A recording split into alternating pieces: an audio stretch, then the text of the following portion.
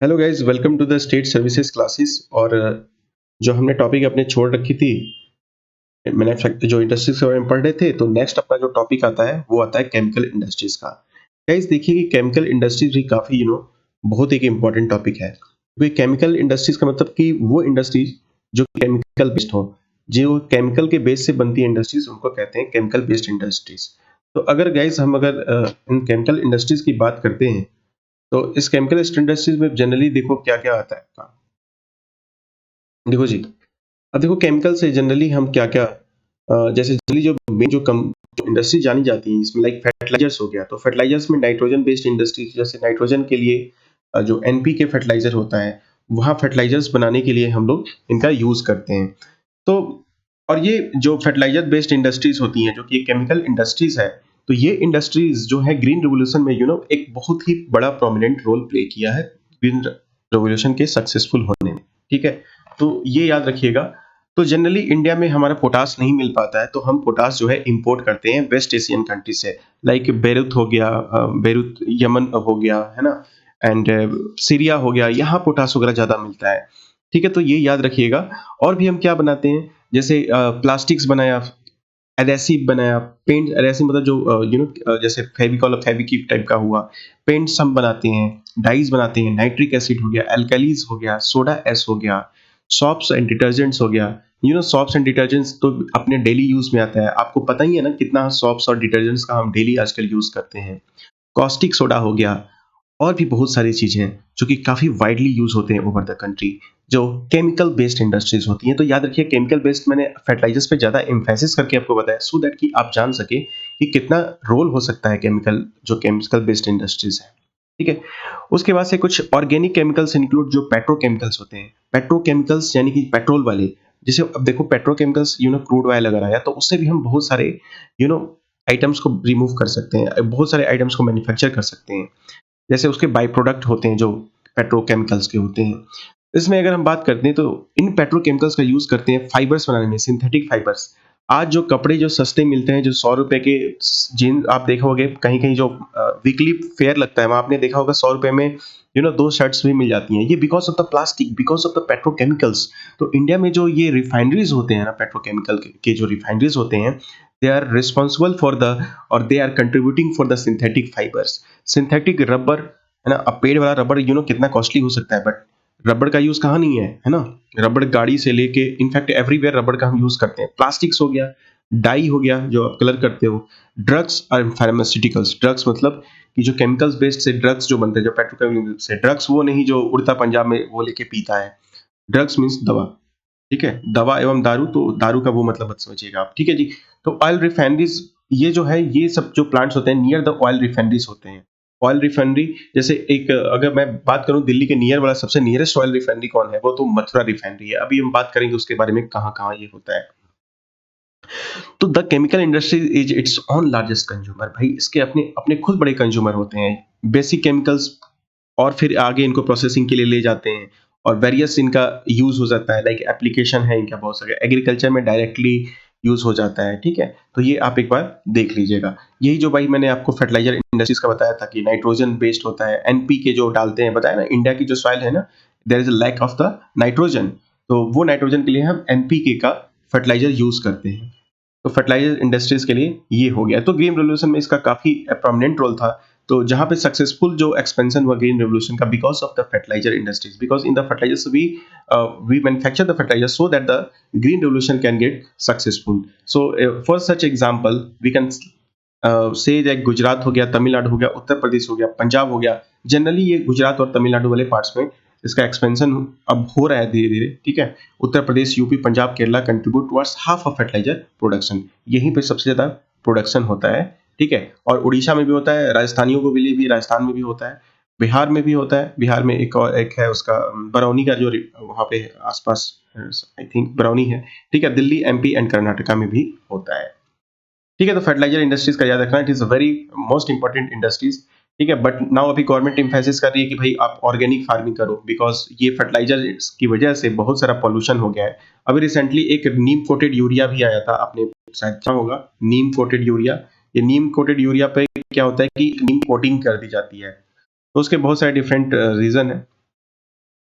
अब बात करते हैं सीमेंट इंडस्ट्रीज की। तो गाइस सीमेंट इंडस्ट्री जो है ये एक की इंडस्ट्रीज है, एक बेसिक इंडस्ट्रीज है ना? ये सीमेंट इंडस्ट्रीज जो है इसका आप यूज सीमेंट का कहाँ करते हो? बिल्डिंग के कंस्ट्रक्शन में करते हो, फैक्ट्री में करते हो, है ना? रोड्स, एयरपोर्ट्स, डैम्स या कमर्शियल एस्टेब्लिशमेंट के लिए यूज आप करते हैं। This industry require bulky and heavy raw materials. अब इसमें क्या यूज होता है भाई? लाइमस्टोन यूज होता है, सिल्का यूज होता है, जिप्सम यूज होता है, ठीक है जी। और साथ में हमें कोल भी चाहिए ताकि हम सीमेंट का मैन्युफैक्चर कर सकें। रेल चाहिए फॉर द ट्रांसपोर्टेशन। और गुजरात में ये इसको बनाया है ताकि गुजरात में इसका जो सेंटर है तो इसको गुजरात में बनाने का मेन रीजन है कि गल्फ कंट्रीज में हम इसको भेज सके। गल्फ कंट्रीज मतलब जो कंट्रीज जो पर्शियन गल्फ के किनारे हैं, ठीक है, these are called the Gulf countries. ठीक है, तो अब यही बात है, लाइमस्टोन चाहिए, इसके जो रॉ मटेरियल्स है आपको लाइमस्टोन, सिलिका, जिप्सम और कोल चाहिए इलेक्ट्रिसिटी के लिए, क्या आप बिजली दे सके कोल से, थर्मल पावर का। ठीक है, कोल से क्या होता है, आप थर्मल पावर बनाते हो ना, थर्मल पावर उसको कहते हैं जो कोल बेस्ड जो पावर बनाता है, मतलब कोल को जब आप जलाते हो तो उससे जो एनर्जी निकलती है, जो प्रोसेस होता है, उसको कहते हैं थर्मल बेस्ड। वैसे न्यूक्लियर एनर्जी से भी आप इलेक्ट्रिसिटी जनरेट कर सकते हो, न्यूक्लियर का न्यूक्लियर रिएक्शन से। एंड उसके बाद से आप एक और चीज कर सकते हैं, जैसे हाइड्रो इलेक्ट्रिक जो है वो भी एक क्लीन एनर्जी है, या फिर आप सोलर एनर्जी से भी कर सकते हैं। ठीक है, ओके, तो ये हुआ। तो द फर्स्ट सीमेंट प्लांट जो था वो चेन्नई में सेट हुआ था 1904 में। आफ्टर इंडिपेंडेंस ये इंडस्ट्री काफी एक्सपेंशन होते गया, इम्प्रूवमेंट भी हुई इसकी, in the quality has found the improvement हुआ, तो क्वालिटी में तो इससे मार्केट नया मिला। फिर हम ईस्ट एशिया, मिडिल ईस्ट में, अफ्रीका में, साउथ अफ्रीका में, यहाँ पे इसकी डिमांड काफी ज्यादा बढ़ गई, तो हम इसको ज्यादा से ज्यादा सीमेंट को हमने एक्सपोर्ट किया था, एक्सपोर्ट करेंगे। ठीक है, अब जो नेक्स्ट जो सबसे इंपॉर्टेंट पार्ट आता है वो होता है ऑटोमोबाइल सेक्टर। तो ऑटोमोबाइल सेक्टर का ये क्या होता है? ऑटोमोबाइल मतलब कि जो व्हीकल को बनाता है ना, व्हीकल मतलब कि गाड़ी, जो गाड़ियां जो मैन्युफैक्चर करती हैं, दैट आर कॉल्ड ऑटोमोबाइल। तो व्हीकल्स के ये प्रोडक्शन करते हैं या फिर मैन्युफैक्चर करते हैं। तो ये transport of goods, services and passenger इसकी वजह से हो सकता है, जैसे ट्रक हो गया, बसेस हो गए, कार्स हो गए, मोटरसाइकिल हो गए, स्कूटर हो गया, three wheelers, multi utility vehicles, ये भी मैन्युफैक्चर होते हैं इंडिया में एट वेरियस सेंटर्स। लिबरलाइजेशन के बाद नई नई कंपनी आई इंडिया में, ठीक है, बहुत सारी कंपनी है, जैसे कि फोर्ड आई, मारुति सुजुकी, वो भी आ गई। लेकिन तो इससे पहले इंडिया में बस एक एम्बेसडर कार दिखता दिखता था। आप पुरानी मूवी देखो तो आपको दो गाड़ी ही दिखेगी, एक मारुति ओमनी और एक ambassador car. But now you have the multiple cars, है ना, जगुआर, फेरारी और पता नहीं क्या क्या, है ना। बट वो तो बड़ी बात होगी, बट अभी देखो ना बहुत सारी कितनी कंपनीज हैं इंडिया में, फोर्ड हो गया, टोयोटा हो गया, होंडा हो गया, हुंडई हो गई, है ना। उसके बाद से आपका मारुति सुजुकी तो एक है ही अपने आप में ही बहुत बड़ी कंपनी। फिर से उसके बाद से ये जो निसान की एक कंपनी है, बहुत सारी एन नंबर ऑफ कंपनीज है ना जी। तो ये होता है। अब ये जनरली ये जो इंडस्ट्रीज का लोकेशन कहाँ है, मैं आपको बताया था कि मैन्युफैक्चरिंग कार की इंडस्ट्रीज वहीं रहती है जहाँ पे मार्केट मिलता है। जहाँ पे मार्केट मतलब कि सिटीज में मार्केट होता है, तो ये सिटीज में मार्केट होगा, तो सिटीज के लोगों के पास अर्निंग कैपेसिटी हाई होती है, जॉब उनके पास होता है, तो सैलरी उनकी अच्छी होती है। गांव के लोगों के पास सैलरी उन्हें कहाँ मिलती है, दे रहा है, गांव की तो पूरी जनता ही डिपेंडेंट अपॉन द एग्रीकल्चर। तो एग्रीकल्चर आपको उतने इनकम नहीं दे रहा है जितना कि आपके बाकी सेक्टर्स देते हैं, मैन्युफैक्चरिंग एंड सर्विस सेक्टर देते हैं। तो इसलिए सिटीज में ही इनका एस्टेब्लिशमेंट किया गया। जैसे दिल्ली के पास मारुति सुजुकी का हो गया, गुरुग्राम में आपका गुरुग्राम, जो कि पहले गुड़गांव था, अब उसका नाम गुरुग्राम कर दिया, तो वहां पे मारुति सुजुकी का आप देखा ना कितना बड़ा सेंटर है। मुंबई हो गया, पूना में मैंने आपको बताया कि होंडा का है वहां पे, चेन्नई में फोर्ड का है, कोलकाता में भी है, ठीक है, टाटा का कोलकाता में प्लांट, वहां पे भी एक ये है प्लांट है वहां पे भी। अब उसको अब गुजरात में इनफैक्ट ट्रांसफर कर दिया because of the Mamata Banerjee. Jamshedpur में टाटा की जो बड़ी बड़ी ट्रक्स बनती हैं, बेंगलुरु में बनती है, हैदराबाद में बनती है। तो ये बेसिकली ये टाइप की इंडस्ट्रीज होते हैं, they are located in the cities. ठीक है जी। अब नेक्स्ट जो एक सबसे रिवोल्यूशनरी एक इंडस्ट्रीज आती है जिसका नाम है information technology and electronics industries. तो इसमें क्या आ गया, आईटी सेक्टर में, आईटी सेक्टर में आपका क्या आएगा, जनरली जो मोबाइल फोन हो गया, है ना, जो टेलीफोन्स हो गया, सेल्युलर टेलीकॉम हो गया, टेलीफोन एक्सचेंज हो गया, रडार्स हो गए, कंप्यूटर्स हो गए, and many other equipments required by the telecommunication industries. ठीक है, जैसे अभी हम क्या करते हैं, हम तो सर्विस सेक्टर दे सकते हैं, बट आईटी की जो मेजर जो सामान है, जैसे सिलिकॉन चिप हो गया, एटसेट्रा एटसेट्रा, ये कहाँ मैन्युफैक्चर होते हैं? They are generally manufacture in the China. But हम इंडिया को भी करेंगे, हम इंडिया भी जो अपना हार्डवेयर बनाए, हम सिर्फ सॉफ्टवेयर ही नहीं बट हार्डवेयर भी बनाए। जैसे अभी 5G आ रहा है ना, तो 5G को लेके एक बड़ी इश्यू चल रही है कि हम क्या हवाई का यूज करें कि नहीं करें। ठीक है, बिकॉज़ ऐसा कहते हैं कि चाइनीज़ जो हार्डवेयर हैं वो इंडिया की डेटा को चुराते हैं। तो अभी आत्मनिर्भर मोदी जी लेके आए और उन्होंने कहा कि गवर्नमेंट ऑफ इंडिया लेके आई, वो कह रही है कि नहीं भाई, हम ऐसा करते हैं कि ये खुद का अपना मैन्युफैक्चर करते हैं, ठीक है? और बैंगलोर का बात करें तो बैंगलोर को एक इलेक्ट्रॉनिक कैपिटल भी कहते हैं। इसको सिलिकॉन वैली ऑफ इंडिया भी कहते हैं। सिलिकॉन वैली ये मतलब जैसे कैलिफोर्निया में सिलिकॉन वैली है, जहाँ पे गूगल और याहू जैसी बड़ी-बड़ी कंपनीज़ हैं, यूट्यूब जैसे बड़ी-बड़ी कंपनीज़ हैं, तो फेसबुक जैसी कंपनीज़ हैं। वैसे ही बैंगलोर का एक अपना एक सिलिकॉन वैली का कांसेप्ट देते हैं कि Bangalore is like a silicon valley, ठीक है? तो यहाँ पे अ, बैंगलोर एक इंडिया का एक इलेक्ट्रॉनिक कैपिटल बन गया है, ठीक है? वहाँ पे इलेक्ट्रॉनिक सिटी भी इनफैक्ट कहते हैं। अदर इम्पोर्टेंट सेंटर हैं फॉर इलेक्ट्रॉनिक गुड्स, जैसे कि मुंबई हो गया, दिल्ली हो गया, हैदराबाद हो गया, पुणे हो गया, चेन्नई, कोलकाता, लखनऊ एंड कोयम्बटूर।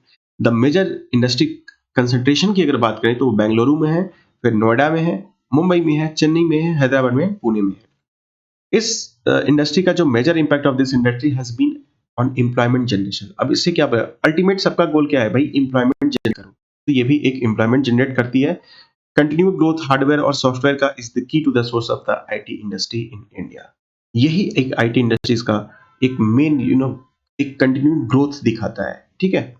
अब देखो भाई, इसके लिए क्या होता है कि आपको आईटी सेक्टर में आपको स्किल लेबर चाहिए। तो स्किल लेबर आपको अब आपको झारखंड में थोड़ी मिलेगा स्किल लेबर। हाँ, झारखंड में और उड़ीसा में तो नहीं मिलेगा ना। तो स्किल लेबर कहाँ मिलेगा? मुंबई, दिल्ली, नोएडा, बैंगलोर टाइप की जगह में मिलेगा, ठीक है? तो ये बात हुई आपकी आईटी इंडस्ट्रीज की। तो आईटी इंडस्ट्रीज के बारे में थोड़ा बहुत हमारे जानने बहुत ही अत्यंत आवश्यक है। दूसरा चीज एक आता है जिसको कहते हैं industrial pollution and environmental degradation. ये बात कहता है कि सी हमने इंडस्ट्री का तो पॉल्यूशन, हमने तो इंडस्ट्री तो बना दिया, लेकिन कहीं न कहीं इसकी वजह से एनवायरनमेंट को जो हरासमेंट हो रहा है, जो एनवायरनमेंट का डिग्रेडेशन हो रहा है, जो इनडिस्क्रिमिनेट यूज़, जो मैंने आपको फर्स्ट सब चैप्टर में कहा था कि सस्टेनेबल डेवलपमेंट हमें कैसे करना है। जो गाइस चैप्टर नहीं देखे होंगे पहला लेक्चर, प्लीज़ आप उस लेक्चर को देख लीजिएगा, प्लेलिस्ट में पड़ा हुआ है, ठीक है? ज्योग्राफी की क्लास 10th की प्लेलिस्ट में पड़ा हुआ है, जो फर्स्ट और सेकंड लेक्चर में ये सबके बारे में हमने डिस्कस करी है। तो यही एनवायरनमेंटल डिग्रेडेशन हो रहा है इंडस्ट्रियल पॉल्यूशन की वजह से। तो अब ये industries are highly responsible for the 4 types of pollution, such as air pollution, water pollution, land pollution, noise pollution, ठीक है? तो ये सब एक पॉल्यूटिंग एजेंट बन गए हैं। The polluting industries also include the thermal power plants. वही बताया थर्मल पावर प्लांट्स कैसे ये पॉल्यूट करते हैं। एयर पोल्यूशन की बात करें तो ये high proportion of undesirable gases हैं। जैसे एयर पोल्यूशन कैसे होता है? जैसे सपोज करो आपने एक इंडस्ट्री लगाई, अब इस इंडस्ट्रीज में से जो धुआं निकलता है उसमें सल्फर का कंटेंट होता है। तो ये सल्फर जो है एटमॉस्फेयर में जाके एज अ पॉल्यूटेंट होता है, जिसकी वजह से हमें ब्रीदिंग की प्रॉब्लम होती है। फिर से कार्बन मोनोऑक्साइड, ये भी प्रॉब्लम क्रिएट करता है हेल्थ के लिए, ठीक है? Dust particles such as PM2.5 and PM10। Delhi में आपको पता है ना एयर पोल्यूशन का क्या हाल हो जाता है जब दिवाली का सीजन आता है, ठीक है? फिर से कुछ वाटर वो एरोसोल्स हो जाते हैं, एरोसोल्स जो होते हैं वो भी इकट्ठे हो जाते हैं एटमॉस्फेयर में। अब देखिए भाई, एयर पोल्यूशन की वजह से क्या होता है कि स्मोक निकलती है इंडस्ट्री से, और ये फॉग, जैसे ठंड के टाइम में फॉग निकलता है ना, तो ये जब स्मोक और फॉग एक साथ मिल जाता है वो हो जाता है स्मॉग। तो आप दिल्ली में देखते हो कि एक थिक कवर ऑफ स्मॉग हो जाता है दिवाली के टाइम में। आपको दिखेगा भी नहीं कि कहाँ पे क्या हो रहा है, ठीक है? तो ये एक आपका ये भी एक हाईली रिस्पॉन्सिबल है इसकी वजह से।